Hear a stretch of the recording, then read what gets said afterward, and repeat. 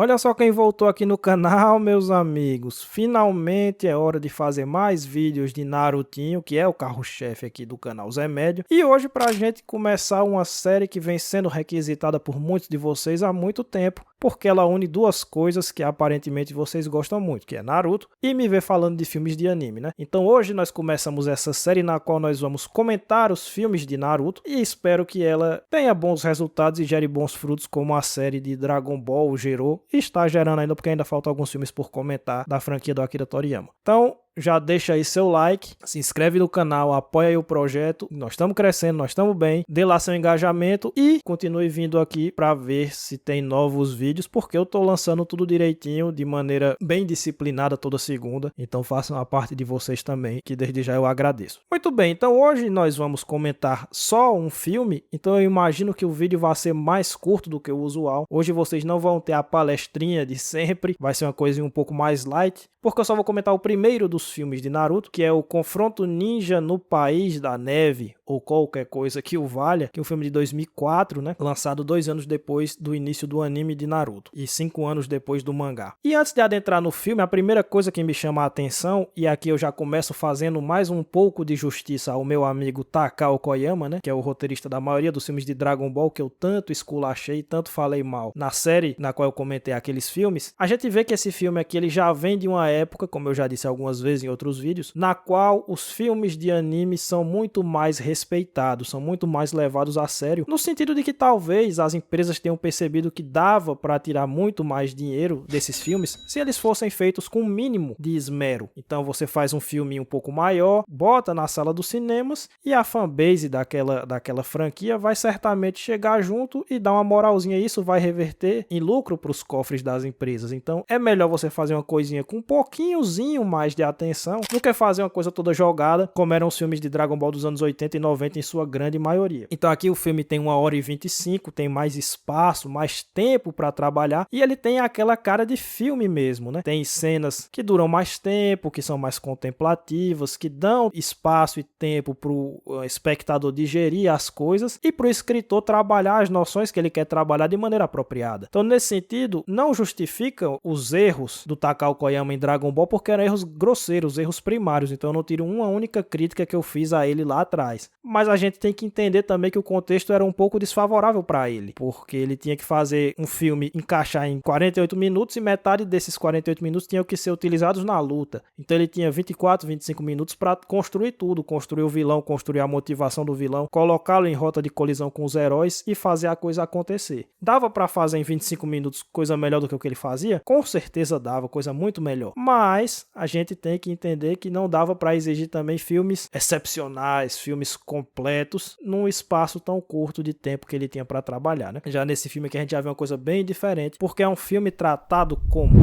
filme, né? E aí, dois são os pontos fortes desse filme que me saltam aos olhos logo de cara. O primeiro são os valores de produção. Esse filme ele tem uma animação muito interessante, muito boa. Eu não sou nenhum especialista em animação, então eu não vou falar de maneira muito detalhada, mas ele tem uma animação muito fluida. A movimentação dos personagens é bonita, parece natural, parece orgânica, não é uma coisa truncada. Em vários momentos a animação se mostra realmente bem fluida e bem interessante, bem agradável aos olhos para se acompanhar. Em alguns momentos talvez um ou outro mais rigoroso talvez pegue uma coisinha aqui e outra ali, mas para quem tá assistindo de boa, de maneira mais casual, é uma animação bem interessante. Eu gostei muito desse aspecto, né? Também a trilha sonora é excepcional porque é a trilha sonora do anime. Então você tem aquelas músicas icônicas, a música triste do Naruto que ficou icônica e ela aparece aqui no momento no qual o Naruto faz um discurso. A música de ação que ficou muito icônica, que tocava muitas vezes nas lutas de Naruto, aparece aqui. Então a trilha sonora de qualidade também. Então é uma produção, o valor da produção é bom. O filme funciona muito nesse aspecto. E o segundo ponto positivo que eu gostaria de destacar é que esse filme trabalha um pouco com metalinguagem, porque a personagem principal desse filme, quem assistiu sabe, ela é uma atriz. O trabalho dela é esse. E o filme já começa com os personagens, né, o Naruto, o Sasuke e a Sakura, narrativa, eles próprios assistindo um filme no cinema que tem essa personagem como atriz principal, né? E aí, essa coisa de ter o filme dentro do filme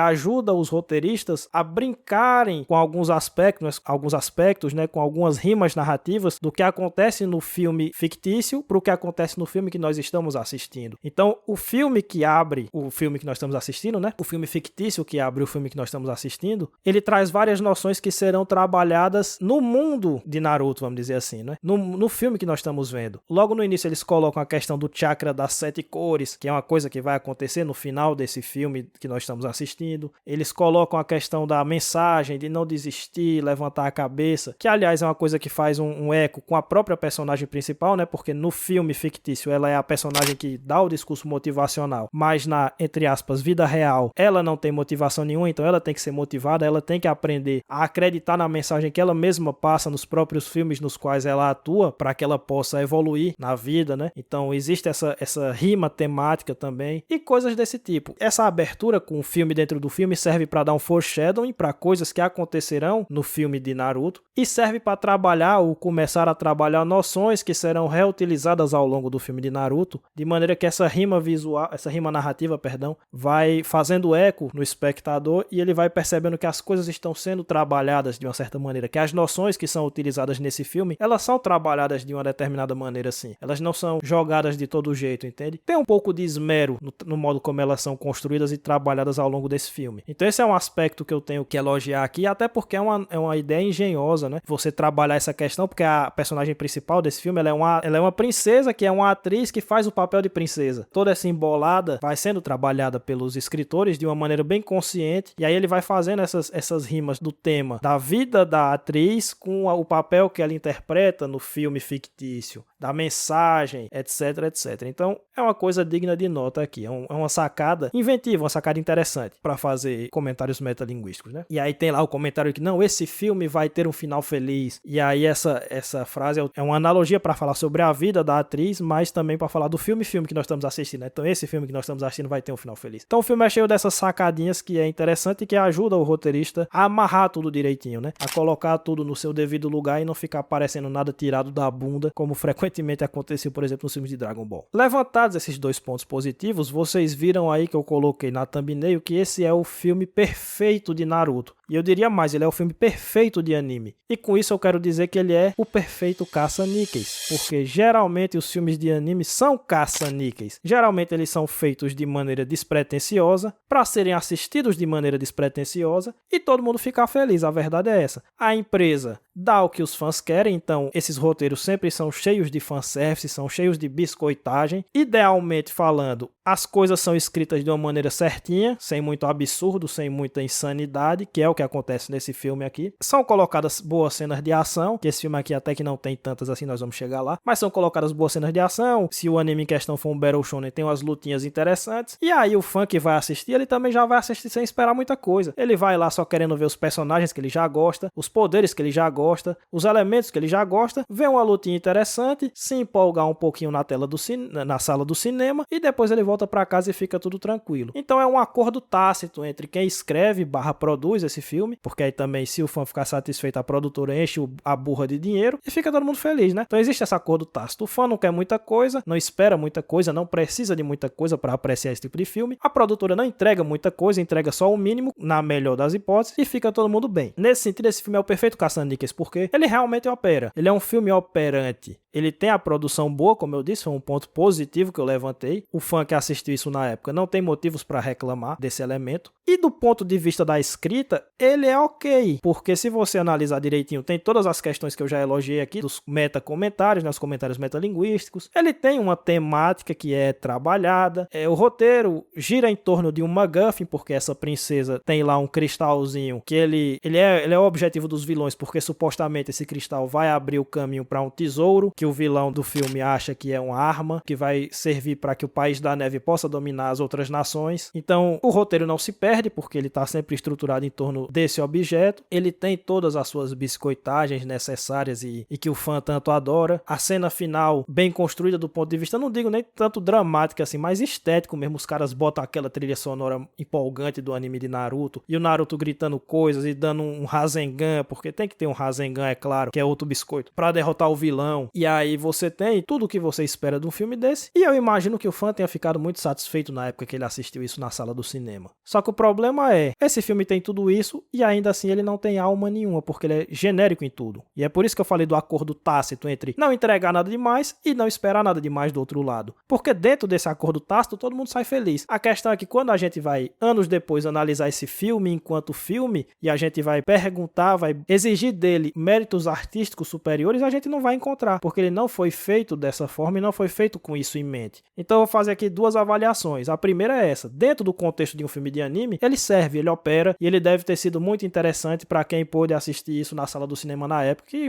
no Brasil não veio provavelmente, porque na época não vinha esses filmes de anime para a sala do cinema. Hoje viria e os fãs teriam ficado satisfeitos, eu imagino. Então nesse sentido ela opera. Agora, no sentido de quem tá assistindo depois, como nós, né, como eu estou assistindo depois e vocês com certeza assistiram depois, ele é um filme que deixa muito a desejar, porque ele não vai além do básico, do básico, do básico, do básico. Então, por exemplo, essa princesa, ela é uma personagem muito desinteressante. Ela é a protagonista do filme, na verdade, mas ela é muito desinteressante. Eu entendo o conceito dela, que ela é uma pessoa que não tem mais esperança em nada, ela não acredita em mais nada, então ela tá meio que vivendo no automático, mas ela é uma personagem bem chata, né? A execução dessa personagem faz com que ela seja muito pouco gostável e muito pouco relacionável, porque ela simplesmente fica com cara de bunda o filme todo, falando frases muito vergonha alheia o filme todo, meio Ed, meio, não sei o que, eu sou o lobo solitário que não demonstra seus sentimentos e tal, o filme todo, e isso é meio chatão. Então é uma personagem sem brilho. A temática da personagem, o caminho de desenvolvimento que ela trilha poderia ser interessante, mas do jeito que é feito, ele é feito assim, no mínimo do mínimo. Os vilões são altamente genéricos. O objetivo dele é genérico, e para conquistar o objetivo dele, ele precisa de um objeto que a princesa tem. Então isso também é o básico do básico, é o mínimo do mínimo. Não tem nada demais nisso daí. Nada que a gente já não tenha visto em muitos outros filmes. Eles não têm características específicas, os poderes dele não são legais, eles não têm objetivo legal, não tem nada. É o mínimo do mínimo, novamente. Opera no mínimo. As lutas desse filme são qualquer nota, que aí eu já posso dizer que é um defeito, porque os fãs esperam pelo menos grandes lutas, e a gente não tem grandes lutas aqui. A gente tem os personagens mostrando suas técnicas principais, então o Sasuke apresenta lá um Chidori em algum momento, o Naruto termina a luta final com o Rasengan, o Kakashi usa o Sharingan dele em algum momento. Então assim, a gente tem os biscoitos, né, as técnicas usadas como biscoitagem, mas as lutas não são nada demais. Eu imagino que a cena final tenha empolgado muita gente por causa da trilha sonora e tal, e o Naruto vencendo o vilão, mas fora disso não tem nada demais também. E aí eu já acho um defeito, porque, bom, pelo menos a luta tinha que ser alguma coisa além, né? E nesses dois sentidos, tá, os filmes de Dragon Ball, por mais mal escritos que sejam, eles são melhores do que o de Naruto, porque o Takao Koyama, por pior escritor que ele seja, ele conseguia fazer a maioria dos vilões terem alguma personalidade, assim, pelo menos o design diferente, um conceito interessante, alguma coisa desse tipo, e as lutas eram razoavelmente interessantes. Elas geralmente terminavam mal, com alguma justificativa idiota, mas a luta em si era interessante. A luta daqui de Naruto não tem coreografia muito boa, não tem nada demais muito bom, então é qualquer nota, né? E a temática é trabalhada de maneira genérica, porque como eu disse, existe um tema, e existem essas rimas do tema do filme fictício com o filme que nós estamos assistindo, mas o tema em si, ele é muito genérico. O discurso é muito genérico, e aí eles tipo pegaram o mínimo do discurso de Naruto, né? Que é, não, nunca desista, levante a sua cabeça, acredite no futuro, que as coisas acontecerão pra você e tal. E sim, essas coisas estão presentes em Naruto, mas Naruto tem isso e muito mais do que isso. Porque Naruto é uma obra verdadeiramente inspirada, né? Um mangá. Então eles pegaram só assim, a parte mais genérica, a parte mais sem graça dos discursos de Naruto e colocaram aqui pra ser o grande tema do filme. Então a personagem principal, ela passa por um arco, ela passa por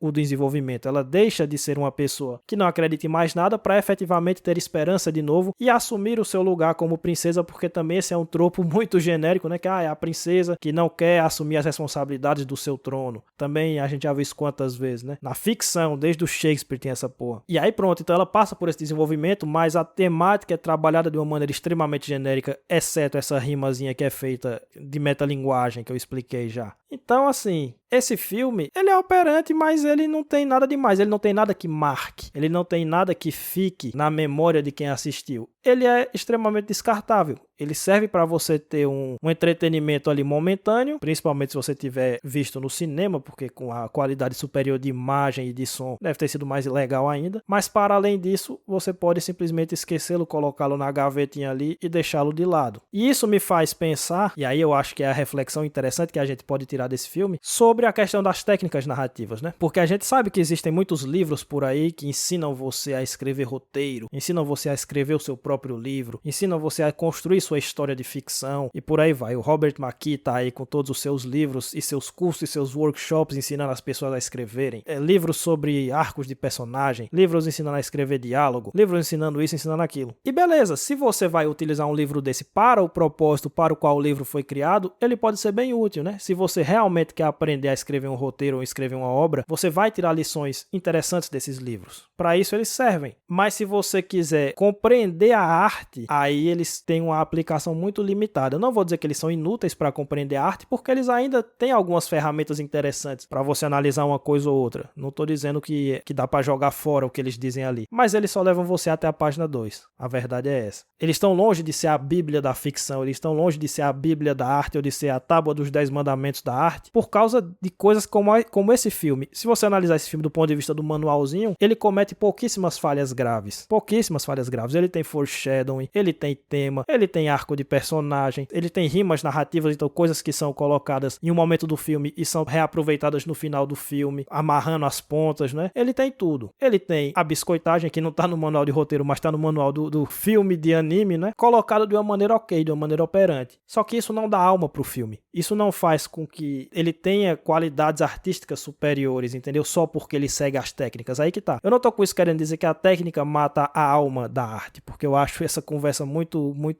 caída. Não só na arte, mas em outras coisas, né? Pra quem gosta de futebol sabe, por exemplo, que existe esse senso comum de que não, muita tática mata o talento do jogador. E isso não poderia ser mais falso, né? A boa tática potencializa o talento do jogador, assim como a boa técnica potencializa o talento do artista. Eu não tô dizendo que a técnica mata o talento. Eu estou dizendo que a técnica não é suficiente, que a técnica por si só não torna uma obra uma grande obra. Ela pode corrigir algumas coisas, ela pode dar um norte para quem não sabe muito bem para onde levar a sua história, mas ela não vai ser o que vai garantir a sua obra como uma grande obra de arte. Você tem que ter insight para construir seus personagens. Não basta apenas colocá-lo num arco de desenvolvimento positivo, negativo ou qualquer outro dos arcos possíveis que tem aí. Você tem que ter insight para trabalhar o seu tema, profundidade para trabalhar o seu tema. Então o escritor tem que ter repertório para construir bons temas e colocá-los de maneira interessante dentro da arte. Não basta apenas ele ter uma temática e saber mais ou menos passar a mensagem que ele quer. O escritor tem que ter tato para escrever diálogos. Não basta ele ler um manual dizendo como é que se escreve diálogo. E aí esse filme aqui, por exemplo, não tem tato nenhum. Esse filme tá cheio de diálogos breguíssimos, tipo, a princesa lá fala coisas como: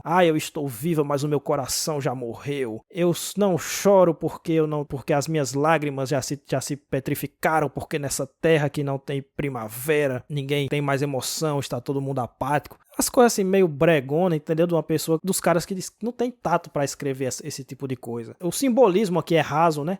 Não, é a terra do gelo, a terra da neve. Então as pessoas estão sem esperança, as pessoas estão vivendo na tristeza, elas não têm mais sentimentos positivos e elas querem transformar isso na terra da primavera, que é a terra da felicidade, da alegria, do sorriso. Então assim, um simbolismo também muito raso. Pra você botar um bom simbolismo, você tem que ter tato, você tem que ter repertório, você tem que ter bagagem. Não é uma coisa que um manual vai lhe ensinar. Então, esse filme nos ajuda a entender as limitações desse tipo de coisa. Você pode aprender muito com esse tipo de manual e com o que está ali, mas só isso não vai construir uma grande obra de arte, porque tem muitos outros fatores que fazem com que uma obra seja grandiosa realmente, né? Isso, aliás, casa um pouquinho com o tema do vídeo que a gente lançou quinta-feira agora, descascando o final de Jujutsu, né? Porque a questão aqui não é como está escrito, a técnica da escrita. A arte vai além disso, a escrita vai além disso. Porque, como eu disse, esse filme tem bons valores de produção. Ele tem uma boa trilha sonora, uma boa animação, mas é a escrita que vai além disso, a escrita que vai além da pura técnica e da mera técnica. Inclusive a técnica é uma ferramenta que nem sempre precisa ser usada, aliás, tá?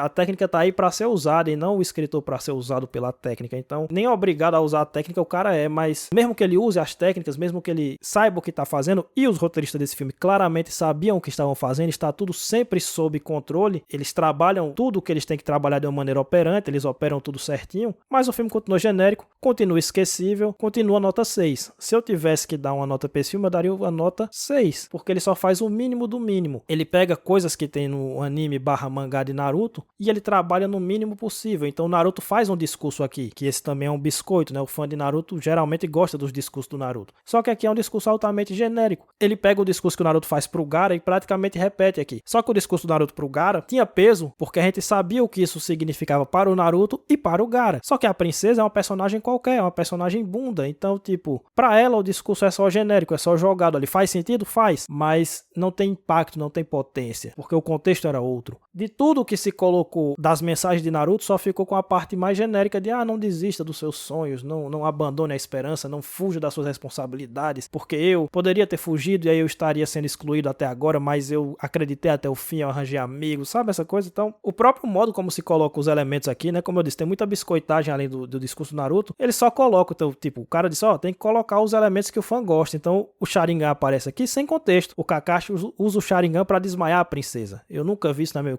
o Sharingan usar pra desmaiar uma pessoa, mas o Sharingan tem que aparecer, né, o Chidori tem que aparecer, então o Sasuke dá o Chidori lá pra trincar o dispositivo lá da armadura do vilão, mas o Chidori apareceu, né, o Rasengan decidiu a luta, então, pô, o Rasengan tá aí, as coisas de Naruto estão todas aí porque elas tinham que estar aí, porque esse filme segue o manualzinho à risca, então nada do que estiver no manual de um filme de anime faltou aqui, e é por isso que esse filme é o perfeito filme de anime, e é por isso que eu geralmente sou e sempre fui muito desconfiado com filme de anime, e eu só tô assistindo esses filmes porque eu tenho que fazer vídeos, porque eu nunca tive interesse nesses filmes, porque eu sabia que o melhor desses filmes, em 99% das vezes, o melhor desses filmes é um filme desse tipo, é um filme que você vê que ele é todo redondinho, mas que ele não tem alma, ele não acrescenta nada, e ele é feito pra ser genericão mesmo. Você contrata roteiristas que dominam a técnica, e eles lhe entregam esse tipo de filme, e eles conseguem lhe entregar esse tipo de filme a cada 2, 3 meses, na verdade, eles entregam 5, 6 roteiros desses por ano, se eles quiserem, porque ele é genérico, ele não tem nada além da pura técnica sendo utilizada, então ele é só redondinho, e ele é uma perda de tempo pra quem quer assistir depois, ou pra quem já espera filmes de qualidade superior, entendeu? Então 99% dos filmes de anime são assim, quando eles são bons, porque quando são ruins, aí meu filho, aí o roteirista começa a viajar, começa a tirar a solução da bunda, começa a tirar a justificativa que não faz sentido, aí meu amigo, aí o negócio é feio. E esse filme também aqui não é perfeito, ele tem algumas cenas que não fazem sentido, ele tentou fazer um plot twist no final, com a princesa enganando os heróis, que na verdade ela tava querendo enganar o vilão, que foi só jogado de todo jeito o plot twist. Eu acho que essa é a principal rachadura nesse roteiro redondinho que foi escrito aqui. Mas é isso, então por isso que eu sou desanimado com filme de anime, porque quando ele é muito bom, ele é isso aqui, com raríssimas exceções, né? A gente acabou de comentar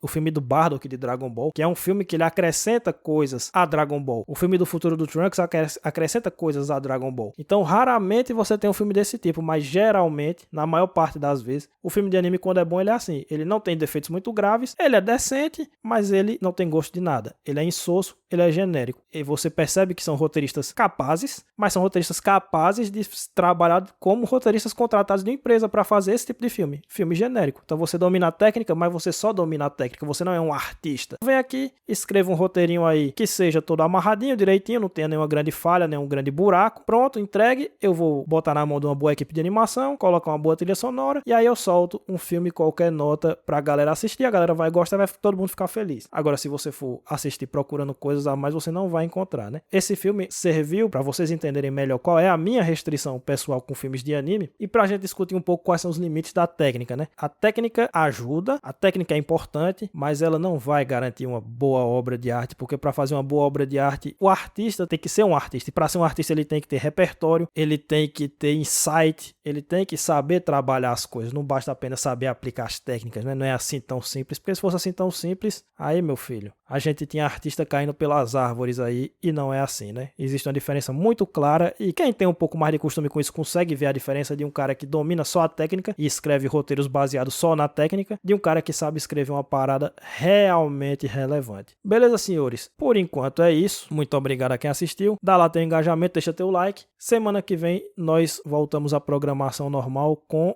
One Piece. Aí vai ser mais interessante. Até lá.